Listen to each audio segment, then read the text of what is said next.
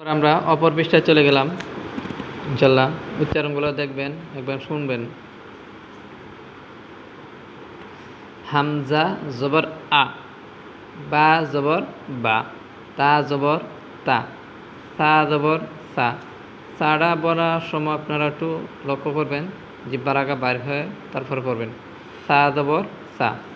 তারপরে জিম জবর যা, তারপর পড়বেন হা জবর হা, খ জবর খ, দাল জবর দা, জাল জবর দা, র জবর র, জা জবর জা, সিন জবর সা, শিন জবর সা, সদ জবর সোয়া, দদ জবর দ, ত জবর ত, দ জবর দ, আইন জবর আ, গন জবর গ, ফা জবর ফা, কব জবর ক, কাপ জবর কা, লাম জবর লা, মিম জবর মা, নুন জবর না, ওয়াও জবর ওয়া, হা জবর হা, হামজা জবর আ, ইয়া জবর ইয়া, ইয়া জবর ইয়া।